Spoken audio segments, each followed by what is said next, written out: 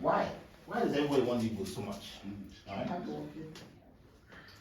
You know, hardworking, that's true. There were three reasons, right? One is that they were very strong, very, very powerful. We're not the most powerful. The other, you know, African people are equally powerful. But also we can endure. We can literally just time and time again. While someone can be powerful like a sprinter, after a while it's like we can endure. But the third reason, which was probably the most important when you think of it with the rest, is that we were powerful and strong, but we equally had dexterity. You know, we equally very soft and very delicate to dealing with things. And that's because we had centuries of harvesting yam. Now, if you know about yam needs strength, but if you don't handle it, if you don't handle it with care, it will not work, right? And for centuries and centuries, we were working with yam. And it got to us to a point where we had that dexterity to deal with picking cotton, you know, that kind of thing, in America. But at the same time, we can handle the heat, and we can endure, and we can be strong. And we had good genes for breeding, which the Americans were terrible at. The point is that other places didn't have all of these attributes at the same time. Some were very, very strong, some were very good with their hands, but they were very weak. But we had it all, right? And so therefore, everybody wanted Igbos, you know, which is why slave trade really was rampant in Igbo land, right? And that's because we're not an empire. We didn't have one big protection, just different communities that would raid each other, you know, Arachuku or whoever from that side would raid, and then they would trade, and everyone's making money, right? So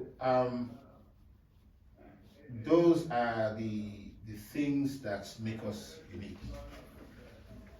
So we should be proud. This didn't come out well, but we should be proud that we're unique, and we should be proud enough that we shouldn't change it. As we come into new situations, because we're in the diaspora now, internet and new ideas, we should always make a strong effort to be proud of our uniqueness and not change it, and continue stepping as Igbo. Because if we lose that, we lose everything. Thank you very much. If you have any questions, I'm here. I'm happy to answer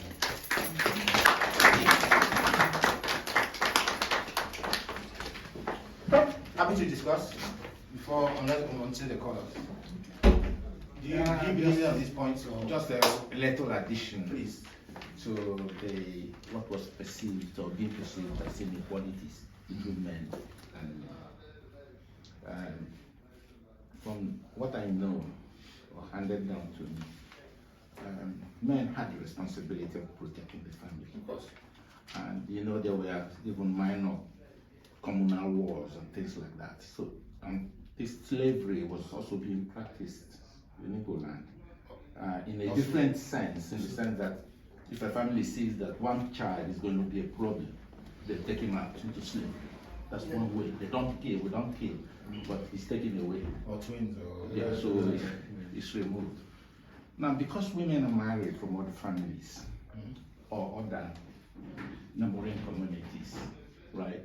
It wasn't safe to allow them into certain discussions, especially where men are discussing about strategies.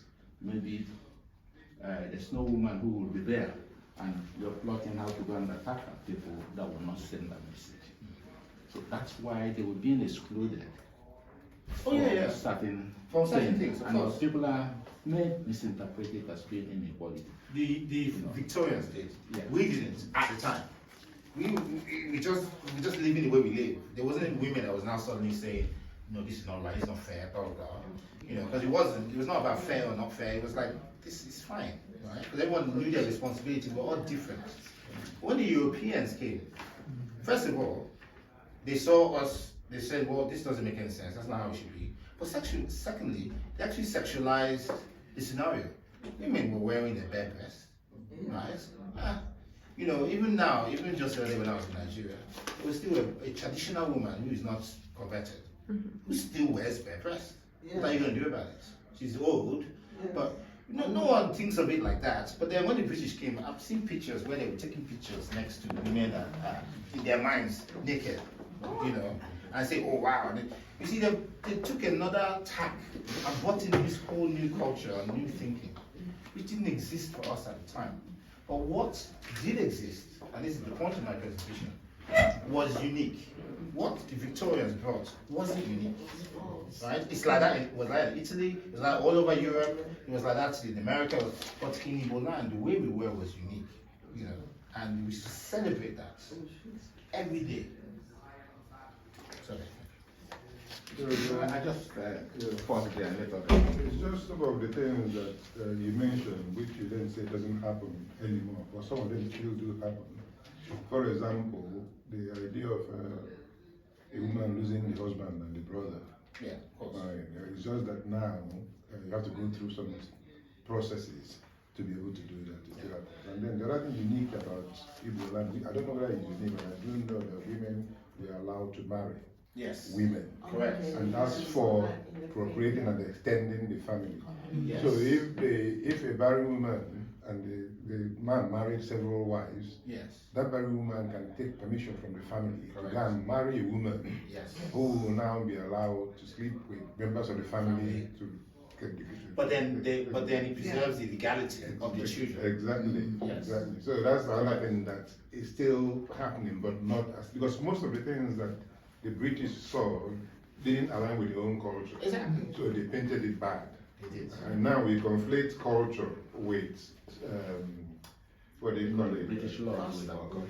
Yeah, in terms of religion, Yes. we conflate our culture as if it's a bad thing when people from religious backgrounds see it. Yes. But that's not the case. It's interesting because I remember seeing an incident where there was, I think it's Lord Hailsham, you know, when he gives the Queen the thing to read in the house, the Queen's speech, he can't turn and walk away. Yes. He has to step back.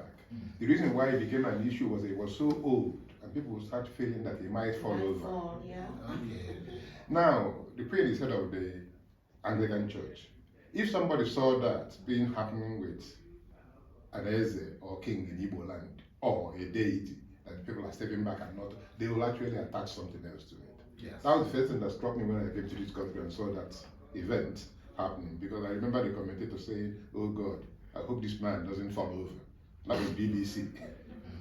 But to think that you cannot turn your back on the Queen of England, having presented the Queen's speech.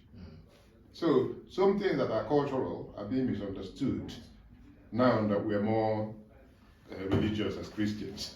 You know, but that's the point. And that's the exact point. Yeah. That when you have a misunderstanding or misalignment of cultures, right, who comes off worse? You see what I mean? Because if they're thinking that it's a bad thing, and then we now start to think it's a bad thing, we come off worse. You know, because we're rejecting the thing that is actually us. Give you an example. I want to really make this an important point. Try to imagine that this is the line. There's the line here, right? Imagine this is you here in the middle, and this is your dad, and this is your granddad, and it goes down to your ancestors to infinity. And this is your son and your grandson going all the way to to infinity, right? And all of this stuff had happened thousands of years ago to get to you. And in this moment in time, you start to think all of that is bad. Yeah. You're doing a disservice to this end of the line. You see what I mean? Precisely. Because your DNA and your culture is indiscriminately linked. Yeah. And to start to try and divorce it, right, for the benefit of a single moment in time, right? When we don't even know how old we are, we just actually say 4000 BC, which is 6,000 years old. That's scientifically proven. We don't know whether it's, you know, it's a shame. And it all starts with the mindset, starts with the mind. You know, so very good concept.